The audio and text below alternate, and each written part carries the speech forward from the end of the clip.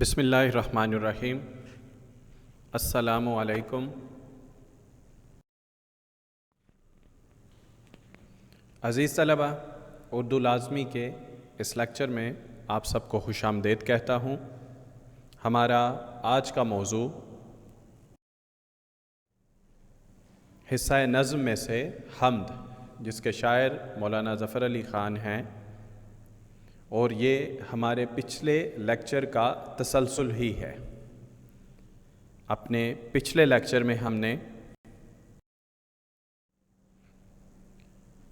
حمد کے پہلے دو اشعار کا مفہوم اور اس کے تشریح کے متعلق چند نکات پر بات کی تھی۔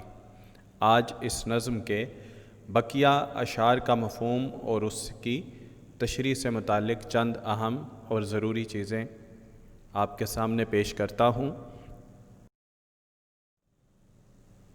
شعر نمبر 3 جو نظم کا ہے: ہر ایک ذرہ فضا کا داستاں اس کی سناتا ہے، ہر ایک جھونکا ہوا کا آ کے دیتا ہے پیام اس کا۔ اس کے تمام الفاظ آسان ہی ہیں، جو آسانی سے سمجھ آ جاتے ہیں۔ اس کے مفہوم کی جانب بڑھتے ہیں۔ شاعر کہتے ہیں، کائنات کی ہر شے اللہ تعالیٰ کے وجود کی گواہی دیتی ہے، ہر ذرہ اسی اللہ کی کہانی سناتا ہے، ہوا کا ہر جھونکا اسی کا پیغام دیتا ہے۔ یعنی اس کائنات کی ہر چیز اللہ تعالیٰ کے ایک ہونے، اس کے وجود پر دلیل ہے۔ یعنی اس کائنات کو انسان دیکھے تو اس میں پائی جانے والی ہر چیز اللہ تعالیٰ کے وجود کی گواہی دیتی ہے۔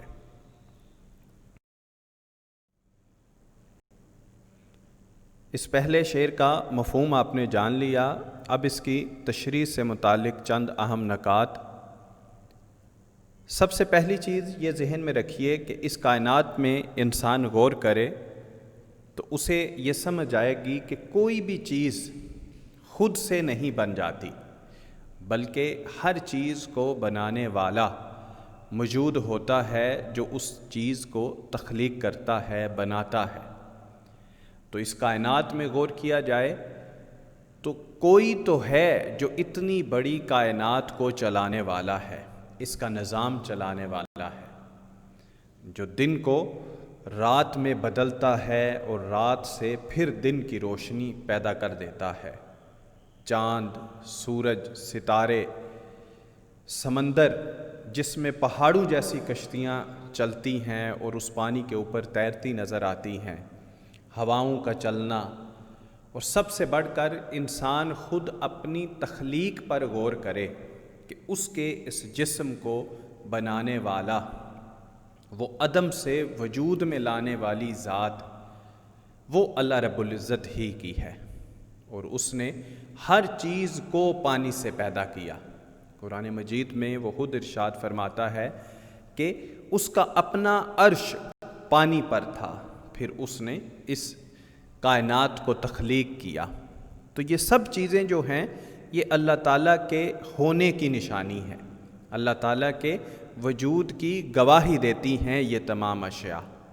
سمندروں کی روانی، بادلوں میں پانی، دریاؤں کا شور، زمین کی زرخیزی، بیج سے درخت کا وجود، اور انواع و اقسام کی مخلوقات کو پیدا کرنا، یہ سب اللہ تعالیٰ کے وجود کی دلیل ہے کہ کوئی ہے جو اس نظام کائنات کو چلا رہا ہے اور اس کو آگے بڑھاتا جا رہا ہے۔ تو گویا شاعر نے جو بات اس شعر میں کہی کہ کائنات کے ذرے ذرے میں اللہ تعالیٰ کے وجود کی گواہی ہے، اس کائنات کا ہر ذرہ اللہ تعالیٰ کے ایک ہونے کی، اس کے وجود، اس کے معبود ہونے کی گواہی دیتا ہے۔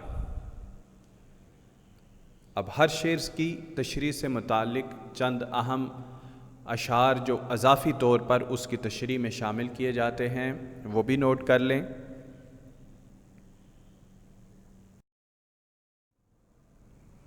چند اضافی حوالہ جات جو اس شعر کی تشریح میں آپ استعمال کر سکتے ہیں۔ پہلا شعر: دیا دکھائی مجھے تو اسی کا جلوہ میر، پڑی جہاں میں جا کر نظر جہاں میری، یعنی جہاں جہاں دیکھا ہر ذرے میں اسی کا جلوہ نظر آیا۔ دوسرا شعر: یہ پھول یہ کلیاں یہ صبا ہے کہ نہیں، ہر رنگ میں وہ جلوہ نما ہے کہ نہیں، یعنی پھولوں میں، کلیوں میں، صبح کی ہوا میں، بادلوں میں، ہر چیز میں اسی کا رنگ نظر آتا ہے، اسی کا جلوہ نظر آتا ہے۔ اگلا شعر دیکھیے: کھولی ہیں ذوق دید نے آنکھیں تیری اگر، ہر راہ گزر میں نقش کف پائے یار دیکھ، یعنی ہر چیز میں اللہ تعالیٰ ہی کی تخلیق کا رنگ نظر آتا ہے، اس کے وجود کی گواہی ہے کائنات کی ہر چیز۔ اس کے بعد: تھا مستعار حسن سے اس کے جو نور تھا، خورشید میں بھی اس ہی کا ذرہ ظہور تھا، یعنی سورج میں جو روشنی ہے یہ بھی اسی کا جلوہ نظر آتا ہے، اسی کی تخلیق ہے یہ سورج بھی۔ تو کائنات میں جو روشنی بکھیرنے والے جتنے بھی سیارے ستارے ہیں، اس میں بھی اسی مالک کا، اسی رب تعالیٰ کا جلوہ نظر آتا ہے۔ ہر رنگ میں جلوہ ہے تیری قدرت کا، حسن پھول کو سونگھتا ہوں تو بو تیری ہے، یعنی پھولوں میں خوشبو بھی اللہ رب العزت کے ہونے کی دلیل ہے۔ اسی کا یہ جلوہ ہے چاروں طرف، ہزاروں نشاں ہیں ہزاروں طرف، یعنی کائنات میں ہر جگہ ہر چیز میں اللہ تعالیٰ کا جلوہ ہی نظر آتا ہے۔ تو یہ اس پہلے شعر سے متعلق چند اضافی اشعار تھے جو آپ اس کی تشریح میں استعمال کر سکتے ہیں۔ اب اس کے بعد اگلے شعر کی جانب جاتے ہیں۔ سراپا معصیت میں ہوں سراپا مغفرت وہ ہے، خطا کوشی روش میری خطا پوشی ہے کام اس کا۔ اب اس شعر میں چند مشکل الفاظ۔ معصیت گناہ کو کہتے ہیں، غلطی۔ سراپا معصیت یعنی مکمل گناہوں میں ڈوبا ہوا، میرا سراپا یعنی میرا وجود مکمل گناہوں میں ڈوبا ہوا ہے۔ اور مغفرت معافی اور بخشش کے معنی میں ہے، یعنی اللہ رب العزت کی ذات سراپا معاف کرنے والی ہے، سراپا بخشش فراہم کرنے والی ہے۔ خطا کوشی غلطی کرنے کی عادت ہی بنا لینا، قصور، غلطی۔ روش عادت کو کہتے ہیں، انداز، طریقے۔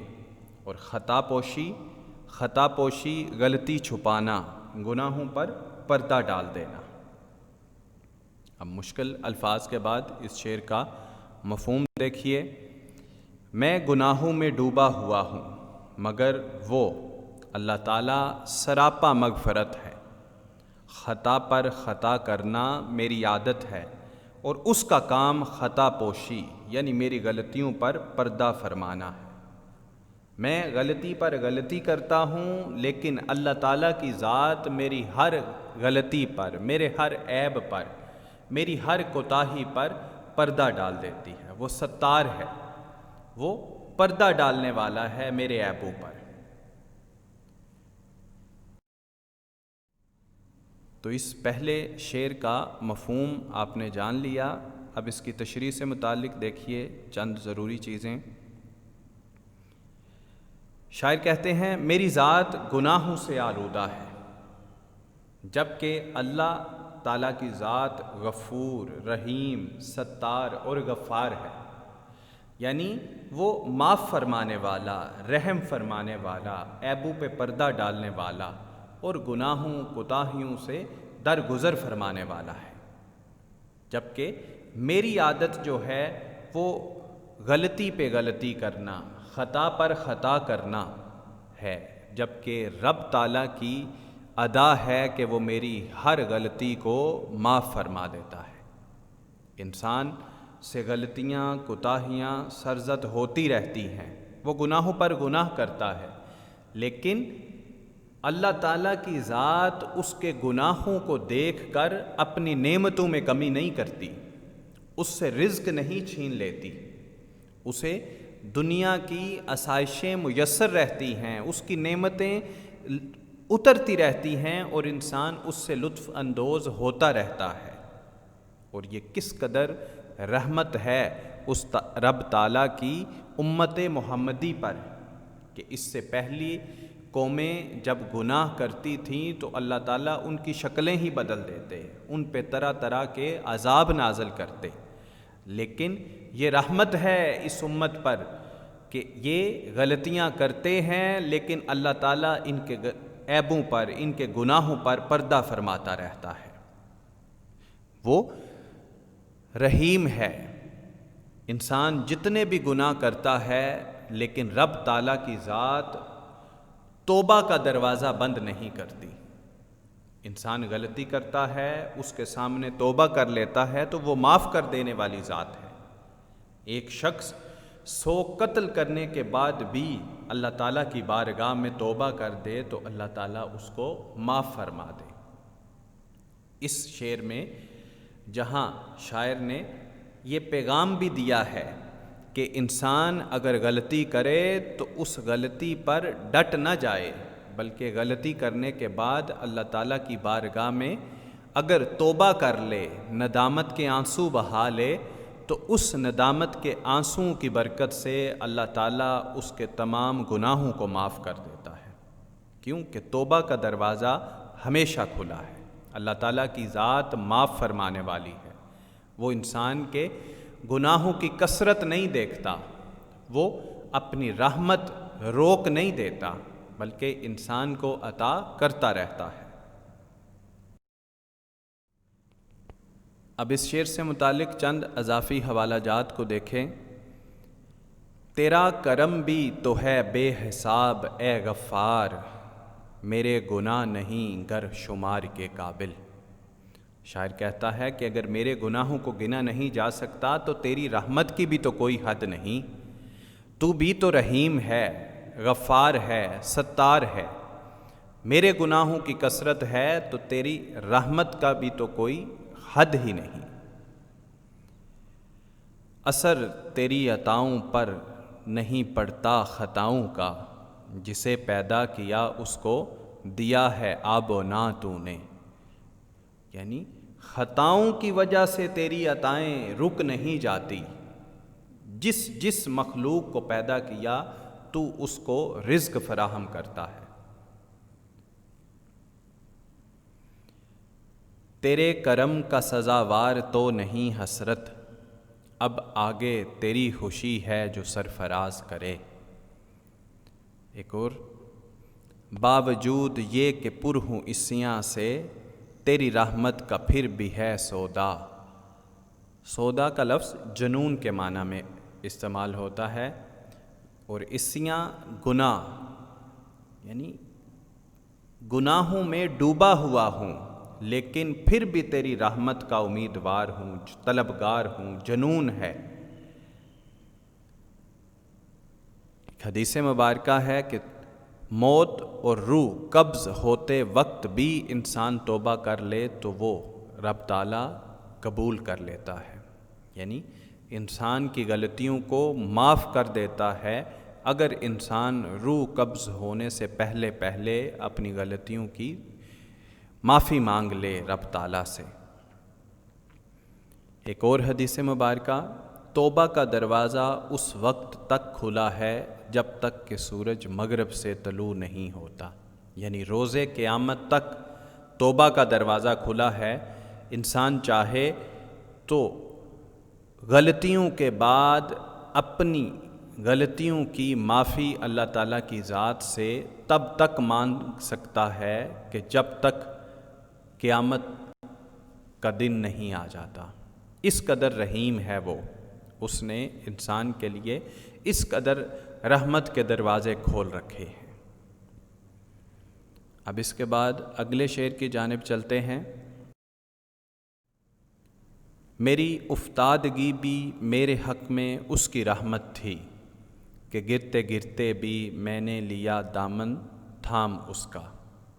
اب اس میں لفظ جو ہے افتادگی، افتادگی بے بسی، عاجزی، گر جانا، یعنی کسی چیز میں بے بس ہو جانا، اس معنی میں استعمال ہوتا ہے۔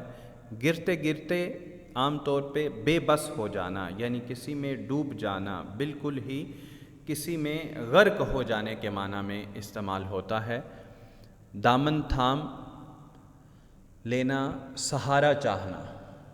اب اس میں شاعر نے کہا کہ میرا بے بس ہو جانا، عاجز ہو جانا، یہ بھی میرے لیے رحمت ہے اس کی، کہ میں اس کی رحمت کا طلبگار ہمیشہ رہتا ہوں اور گرتے وقت بھی اسی کو تھام لیتا ہوں، اسی کا سہارا چاہتا ہوں۔ اس کا مفہوم دیکھیے، میری افتادگی یعنی میرا بے بس ہو جانا، میرا گرنا، عاجز آ جانا بھی میرے حق میں اس کی رحمت ثابت ہوئی، کیونکہ میں گرتے ہوئے بھی اسی کا دامن تھام لیتا ہوں۔ کہ رب تعالیٰ کی رحمت ہے میرا بے بس ہو جانا۔ کسی کام کو کرتے وقت میں جب بے بس ہو جاتا ہوں، عاجز آ جاتا ہوں اور اس میں غرق ہونے لگتا ہوں، تو پھر بھی اس کی رحمت کا دامن تھام لیتا ہوں اور اس کی رحمت مجھے اپنی آغوش میں لے لیتی ہے۔ اس شعر کی مفہوم کے بعد اس کی تشریح دیکھیے۔ میرا گناہ کا مرتکب ہونا بھی رحمت کا باعث ہے، یعنی گناہ کا مرتکب ہونا بھی شاعر نے اس میں ایک عجیب مفہوم کو بیان کیا ہے کہ گناہ کا مرتکب ہونا یہ کیسے باعث رحمت ہو گیا۔ اس چیز کو دیکھیے کہ انسان گناہ کرتا ہے اور اس گناہ کے بعد جب اسے ندامت ہوتی ہے، وہ شرمندہ ہوتا ہے، وہ شرمندگی اسے اللہ تعالیٰ کی بارگاہ میں توبہ کی جانب لے جاتی ہے، یعنی اس کا توبہ کی جانب جانا، رحمت کا طلبگار ہونا، یہ اس کے لیے باعث رحمت ہے۔ ندامت کے آنسو اسے مغفرت کی جانب لے جاتے ہیں، اللہ رب العزت اس کو معاف فرما دیتے ہیں۔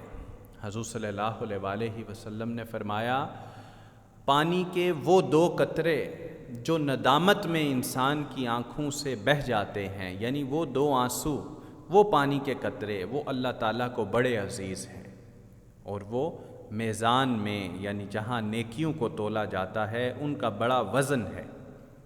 یعنی انسان کا توبہ کر لینا، شرمندہ ہو جانا، مغفرت طلب کرنا، یہ اللہ رب العزت کو بڑا عزیز ہے۔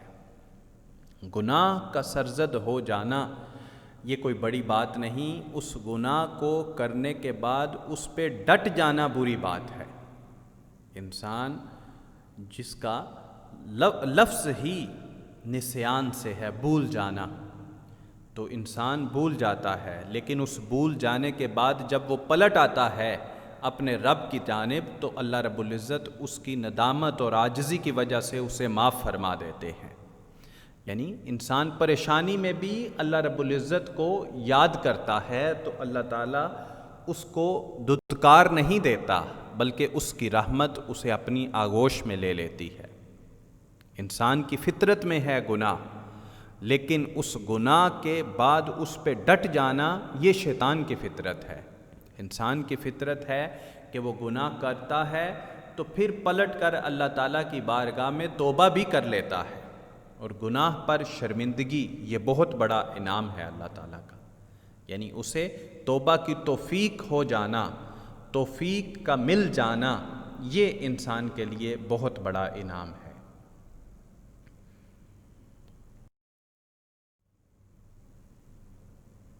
اس شعر سے متعلق چند اضافی حوالہ جات دیکھ لیجئے۔ حدیث قدسی ہے، اللہ تعالیٰ فرماتے ہیں اگر سب لوگ گناہ کرنا چھوڑ دیں تو میں اس قوم کو ختم کر دوں اور ایک ایسی قوم لاؤں جو گناہ کرے اور پھر مجھ سے معافی مانگے۔ یعنی معافی مانگنے والی قوم اللہ رب العزت کو بڑی پسند ہے، کہ جو نادم ہو جاتے ہیں، شرمندہ ہو جاتے ہیں، جھک جاتے ہیں، عاجزی اختیار کر لیتے ہیں، وہ قوم اللہ رب العزت کو پسند ہے۔ یعنی فرشتوں پر جو فضیلت انسان کو دی کہ فرشتے ہر لمحہ عبادت کرنے والے تھے، لیکن انسان جو غفلت میں بھی مبتلا ہو جاتا ہے، لیکن اس غفلت میں مبتلا ہو جانے والے انسان کو اللہ تعالیٰ نے فرشتوں سے بہتر کہا۔ کیوں؟ کہ وہ جب نادم ہوتا ہے، شرمندگی اختیار کرتا ہے، عاجزی اختیار کرتا ہے، تو وہ لمحے اس کے لیے بڑے عزیز اور اس کے قرب کا باعث بنتے ہیں۔ ناز کیوں کر ہو گناہوں پر نہ مجھ کو اے کریم، پیار کرتی ہے تیری رحمت میری تقصیر کو۔ تقصیر غلطی، کوتاہی، گناہ کو، یعنی اس کی رحمت گناہ گار کے لیے ہی تو ہے، نیکوکار کو تو اس کی رحمت کی کیا طلب، اس کی رحمت ہے ہی گناہ گار کے لیے۔ میری عاجزی و بے بسی پر رحم آ گیا، ورنہ میں بھی تھا کوئی قابل رحم آدمی۔ یعنی بے بسی اور عاجزی پر اللہ تعالیٰ کو رحم آ گیا اور اس نے انسان کو معاف کر دیا۔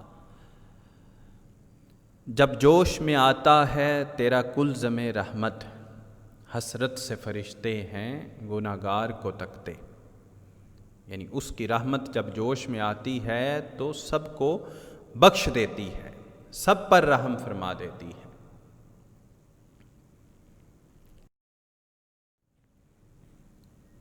آج کے اس لیکچر کو یہیں پر ختم کرتے ہیں۔ انشاءاللہ اس نظم کے بقیہ اشعار اور اس نظم کا خلاصہ ہم اگلے لیکچر میں زیر بحث لائیں گے۔ تب تک کے لیے